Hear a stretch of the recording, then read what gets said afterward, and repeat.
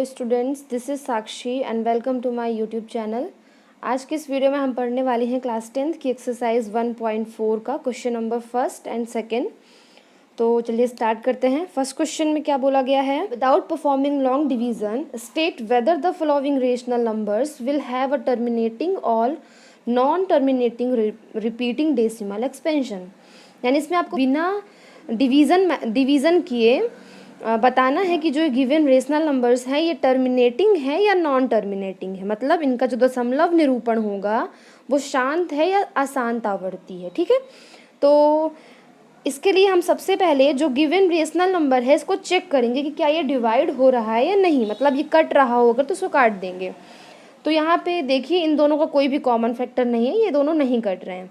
तो अब हम इसके बाद क्या करेंगे, जो नीचे वाला नंबर है यानी आपका डिनोमिनेटर है इसका हम सबसे पहले फैक्टराइजेशन करेंगे। और फैक्टराइजेशन करने पे जो आपको इनके फैक्टर्स मिलेंगे वो अगर 2 है या 5 है या 2 या 5 दोनों हैं तो इसका मतलब है कि जो आपका डेसिमल एक्सपेंशन है यानी दशमलव प्रसार है वो शांत है यानी टर्मिनेटिंग है।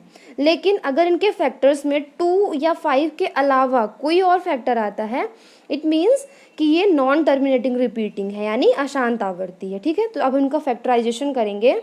ये रहा इसका फैक्टराइजेशन। इसमें देखिए इसके सभी फैक्टर्स क्या हैं, 5 हैं। तो हम यहाँ पे लिखेंगे 13 अपॉन, इसे हम क्या लिख सकते हैं, 5 कितने बार आया, 5 टाइम्स, तो लिख सकते हैं 5 रेज़ टू द पावर 5। ठीक है, तो ये क्या होगा, टर्मिनेटिंग होगा। नेक्स्ट इसमें भी हम चेक करेंगे क्या ये डिवाइड हो रहे हैं, कट रहे हैं। तो यहाँ पे 17 और 8 डिवाइड नहीं हो रहे हैं। अब हम 8 का क्या करेंगे, फैक्टराइजेशन। 8 के फैक्टराइजेशन में 2 3 टाइम्स आता है, तो हम यहाँ पे लिखेंगे 17 upon 2 raise to the power 3। ठीक है, यहाँ पे भी आप देखिए कि इसके फैक्टर्स में सिर्फ 2 आया है, तो अदर कोई भी नंबर नहीं है, तो ये क्या कहलाएगा, टर्मिनेटिंग कहलाएगा। उसके बाद थर्ड, यहाँ पे हम चेक करेंगे कि ये कट रहे हैं। तो यहाँ पे ये दोनों ही, इनका कोई कॉमन फैक्टर नहीं है, ये नहीं कट रहे। तो हम करेंगे 455 का फैक्टराइजेशन। 455 के फैक्टराइजेशन में 5, 7 और 13 इसके फैक्टर्स हैं। तो हम यहाँ लिखेंगे 64 अपॉन 5 इंटू 7 इंटू 13। अब आप यहाँ पे देख रहे हो कि यहाँ पे 5 के अलावा 7 और 13 भी हैं इसके फैक्टर्स। और मैंने आपको बताया था कि अगर इनके फैक्टर्स में 2 और 5 के अलावा कुछ आता है तो ये क्या होंगे, नॉन टर्मिनेटिंग होंगे। तो यहाँ पे देखिए 7 और 13 आ रहा है, it means it is non terminating. Now next, यहाँ पे हम चेक करेंगे क्या ये डिवाइड हो रहे हैं। तो हाँ, ये डिवाइड हो जाएंगे 5 से।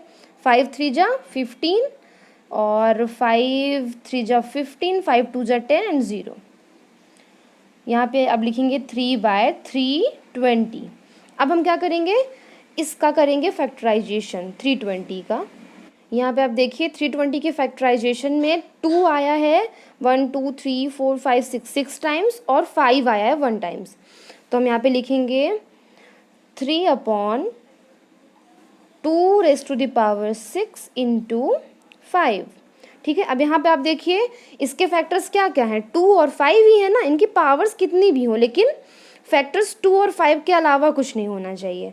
तो यहाँ पे देखिए 2 और 5 ही है, it means it is terminating. Now next, अब यहाँ पे भी चेक करेंगे कि क्या ये डिवाइड हो रहे हैं। तो देखिए ये डिवाइड नहीं हो रहे, तो हम करेंगे 343 का फैक्टराइजेशन। 349 के फैक्टराइजेशन में आप देखिए 7 आया है 3 टाइम्स, यानी इसके फैक्टर्स क्या हैं, 7 ओनली।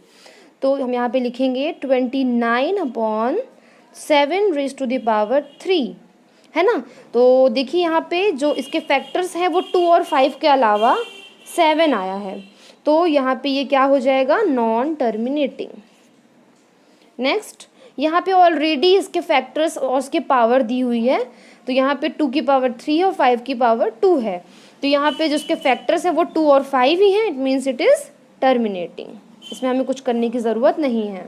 नेक्स्ट, यहाँ पे आप देखिए इसकी पावर, यहाँ पे भी ऑलरेडी दिया हुआ है फैक्टर्स, लेकिन यहाँ पे आप देख पा रहे होगे 2 और 5 के अलावा क्या है, 7 भी है। तो यानी ये क्या होगा, नॉन टर्मिनेटिंग। इसे सॉल्व करने की ज़रूरत बिल्कुल भी नहीं है। नाउ नेक्स्ट, अब इसे हम चेक करेंगे क्या ये डिवाइड हो रहे हैं, तो हाँ ये 3 से डिवाइड हो जाएंगे। 3 2 जा 6, 3 5 जा 15, लिखेंगे 2/5। यहाँ पे ऑलरेडी एक ही फैक्टर है 5, तो 5 है, इट मीन्स ये क्या होगा, टर्मिनेटिंग होगा। नेक्स्ट इसे भी हम चेक करेंगे क्या ये डिवाइड हो रहे हैं, तो हाँ ये 5 से डिवाइड हो जाएंगे। 5 7 जा 35, 5 10 जा 50, कितना आया 7/10। 10 को हम 10 के क्या क्या फैक्टर्स होते हैं, 5 × 2, राइट। तो 5 और 2 ही आ रहा है ना, इसके अलावा तो कुछ नहीं आया, it means it is terminating. Next इसे चेक करेंगे क्या ये डिवाइड हो रहे हैं, तो हाँ ये देखिए 11 से डिवाइड हो रहे हैं ना, नहीं 7 से डिवाइड हो रहे हैं। तो 7 1 जा 7, 7 1 जा 7, 7 3 जा 21 एंड 0, कितना आ गया हमारा 11/30। अब 30 के फैक्टर्स करेंगे।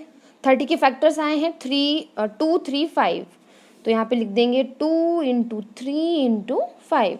यहाँ पे आप देखो 2 के अलावा 2 और 5 के अलावा क्या आया है, 3 आया है, it means it is non terminating, right. ये आपका फर्स्ट क्वेश्चन कंप्लीट हो गया। ये आपका रफ वर्क है। अब सॉल्व करते हैं क्वेश्चन नंबर 2। इसमें बोला गया है right decimal expansion of those rational numbers in question number 1 which have terminating decimal expansion. यानी अभी आपने जो क्वेश्चन नंबर फर्स्ट सॉल्व किया है उसमें ऐसे रेशनल नंबर्स जो जिनका डेसिमल एक्सपेंशन क्या है, टर्मिनेटिंग था, उन सभी को आपको डेसिमल के फॉर्म में रिप्रेजेंट करना है, ठीक है। तो मैंने वो सभी रेशनल नंबर्स यहाँ पे कॉपी कर लिए हैं जो टर्मिनेटिंग, यहाँ से जो टर्मिनेटिंग थे उन्हें मैंने यहाँ पे कॉपी कर लिया है। इनमें से आपका क्वेश्चन फर्स्ट था, सेकेंड था, 4th 6th 8th and 9th question था, ठीक है।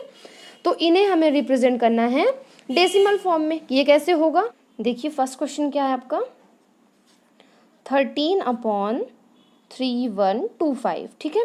इसे भी हमें सेम है, वही चेक करना है डिवाइड हो रहा है कि नहीं हो रहा है। तो देखिए डिवाइड नहीं होगा, फिर हमें इसके फैक्टर्स निकालने हैं। तो फैक्टर्स हमने लास्ट टाइम अभी निकाला है ना पिछले क्वेश्चन में, तो वहीं से हम देख लेते हैं।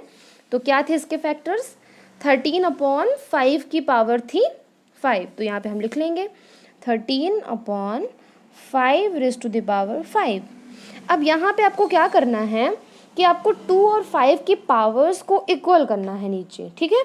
देखिए यहाँ पे 2 नहीं है ना, लेकिन हमें 2 लाना है, उनकी पावर को इक्वल करना है। अब वो क्यों, वो मैं आपको आगे समझाती हूँ। तो पहले हम क्या करेंगे, यहाँ पे 2 नहीं है तो भी हमें यहाँ पे 2 लिखना है और उसकी पावर भी उतनी ही चाहिए जितनी की 5 है। तो क्या करेंगे, 5 की पावर कितनी है यहाँ पे 5, तो हम 2 की भी पावर कितनी करेंगे 5 कर देंगे।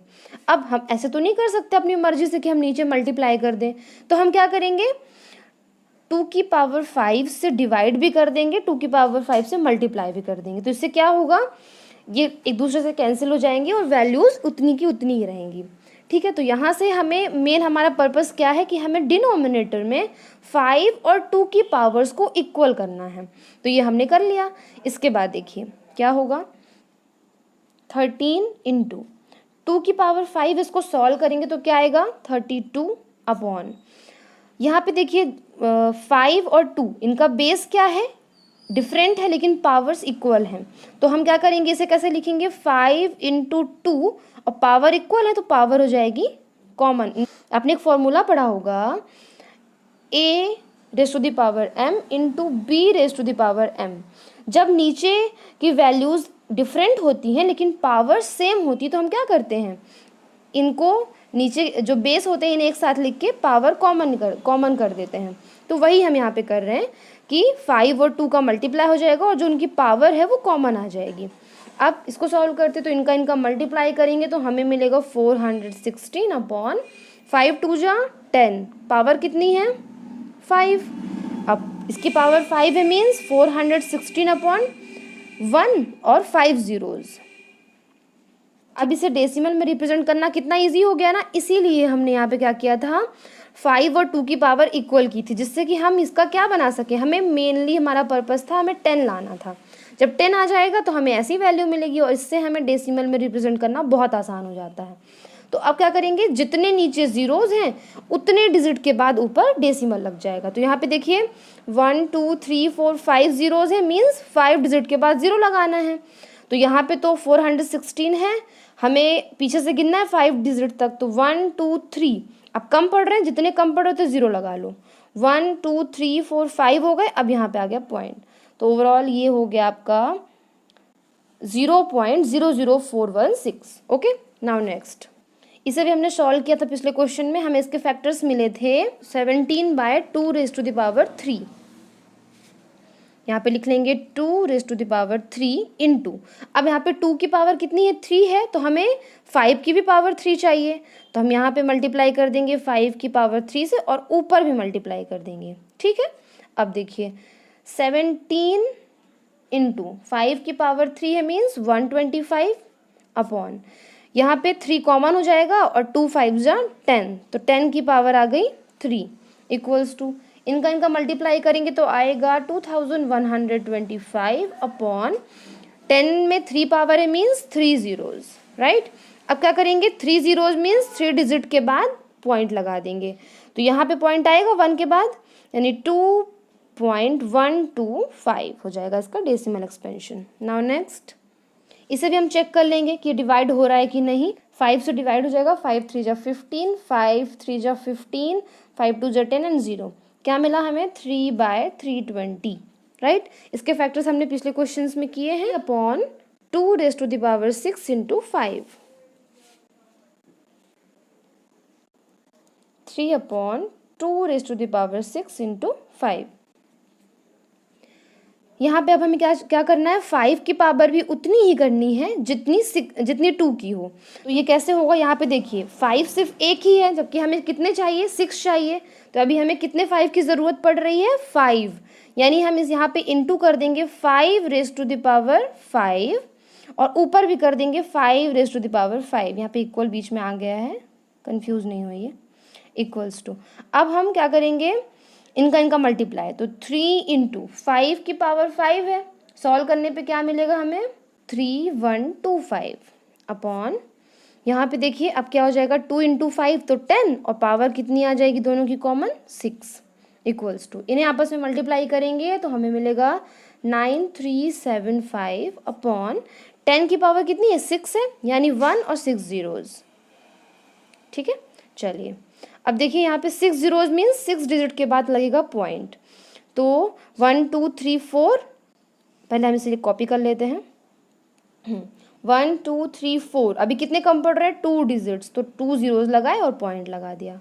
ओके, नाउ नेक्स्ट, इस क्वेश्चन में हमें ऑलरेडी पावर दी हुई है, देखिए तो यहाँ पे 2 की पावर 3 है और 5 की 2 है, यानी क्या कम पड़ रहा है 5, एक 5 कम पड़ रहा है, यानी हम एक 5 का ऊपर नीचे मल्टीप्लाई कर देंगे, तो 23 इंटू 5 अपॉन 2⁻³ इंटू 5⁻² इंटू 5 का मल्टीप्लाई किया तो क्या मिलेगा हमें, इसका मल्टीप्लाई करेंगे तो मिलेगा 115 अपॉन, मिल जाएगा, इन सभी का मल्टीप्लाई करोगे तो आपको क्या मिलेगा 1000, यानी यहाँ से आपको 10 की पावर 3 कर देनी है, फिर आप मल्टीप्लाई करोगे तो 1000 मिल जाएगा इक्वल्स टू। अब हमें क्या करना है, 3 zeros है नीचे, तो ऊपर 3 डिजिट के बाद पॉइंट आ जाएगा, तो 115 1 2 3, यहाँ पे पॉइंट आया, आगे लगा दीजिए 0.115,